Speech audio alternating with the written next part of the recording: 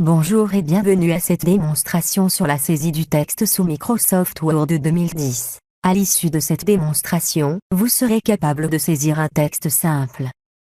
Quand vous ouvrez un document Word, vous remarquez un curseur qui clignote. C'est là où sera inséré le texte que vous allez saisir.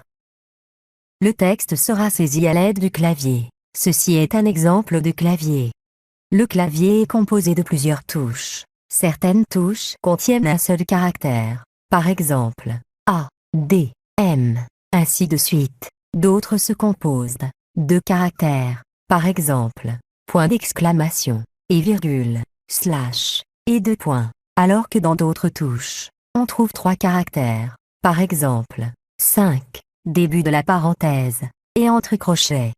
La touche espace permet d'insérer un espace entre les caractères. La touche supprime arrière permet de supprimer le caractère, qui se trouve à gauche du curseur.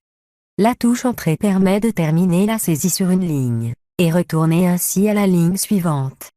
La touche tabulation permet de créer une certaine quantité d'espace blanche.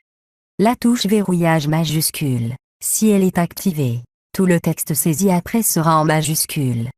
La touche Maj ou Shift permet, si on la maintient enfoncée, et on clique sur une touche contenant une seule lettre, le caractère correspondant à la touche sera saisi en majuscule. Si on clique sur une touche contenant deux lettres, elle permet de saisir le caractère qui se trouve en haut. Si on clique sur une touche contenant trois lettres, elle permet de saisir le caractère qui se trouve en haut, c'est-à-dire les chiffres. La touche Alt-GR permet, si on la maintient enfoncée, et on clique sur une touche contenant trois lettres, elle permet de saisir le caractère qui se trouve en bas à droite. Maintenant nous allons utiliser le clavier pour saisir les caractères suivants. Pour saisir la lettre A, appuyez sur la touche correspondante à la lettre A sur le clavier. Il y a un espace entre la lettre A et la lettre B. Pour insérer cet espace, appuyez sur la touche espace sur le clavier. La lettre B est en majuscule. Pour la saisir, appuyez sur la touche Maj. Laissez-la enfoncer. Appuyez ensuite sur la touche correspondante à la lettre B sur le clavier. Pour saisir la lettre C, appuyez sur la touche correspondante à la lettre C sur le clavier. La lettre D est en majuscule. Pour la saisir, appuyez sur la touche Maj. Laissez-la enfoncer. Appuyez ensuite sur la touche correspondante à la lettre D sur le clavier. Pour retourner à la ligne, appuyez sur la touche Entrée. Les caractères de la deuxième ligne se trouvent sur des touches qui contiennent deux caractères, mais ils se trouvent en bas. Pour les saisir, appuyez tout simplement sur les touches qui les contiennent. Les caractères de la troisième ligne se trouvent sur des touches qui contiennent trois caractères, mais ils se trouvent en bas à gauche. Pour les saisir, appuyez tout simplement sur les touches qui les contiennent.